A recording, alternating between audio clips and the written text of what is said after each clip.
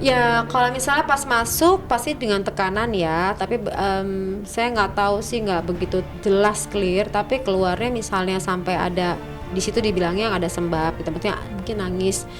Malah saya pikir ini bagus gitu, artinya mengeluarkan perasaannya jauh lebih baik ketimbang menahan perasaan. Dan nanti akan berproses tuh, berproses. Jadi pada saat udah mengeluarkan pasti jauh lebih baik, jauh lebih lega. Kalau menurut saya sih biasanya nih, kalau misalnya aku datang ada orang nih yang mau konsul sama aku nangis tuh banget, bener nangis banget, pas keluar nanti pasti tanyain gimana perasaan kamu. Lega, walaupun air matanya netes gitu, lega. Biasanya orang kalau didengar pasti lega. Perhatiin nggak postingan statement komennya dari Aurel itu pada saat lagi salaman lebaran, ada keluarga yang berkumpul. Asumsi saya nih ya, Aurel di situ melihat, aduh, aku rindu nih sama ibu kandungku. Gitu loh, asumsi aku.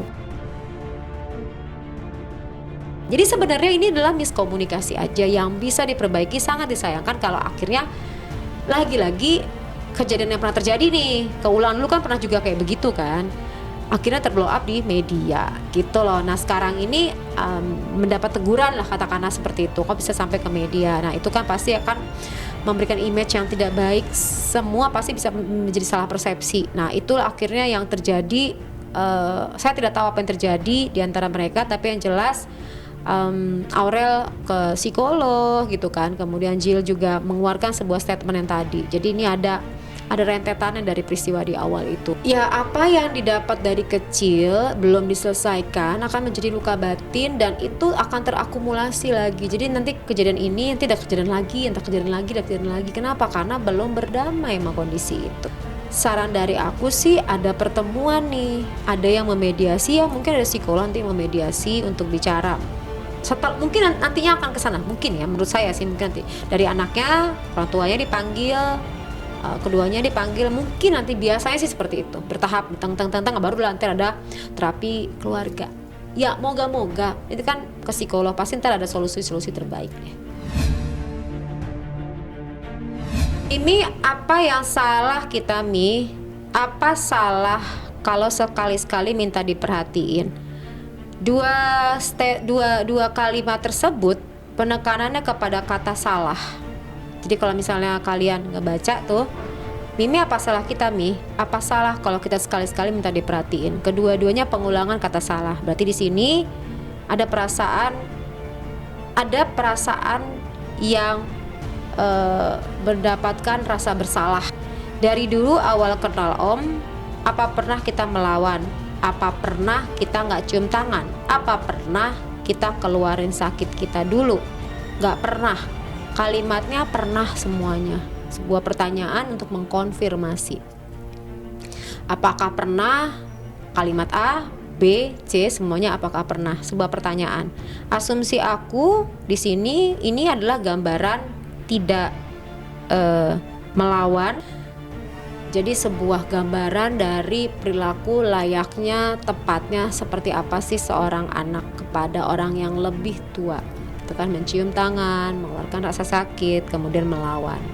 Hal tersebut dia sampaikan berarti pengulangan. Berarti di sini ingin menegaskan adanya sebuah perasaan yang ditekan atau perasaan bersalah, rasa salah yang dimiliki. Apakah ia bersalah seperti itu?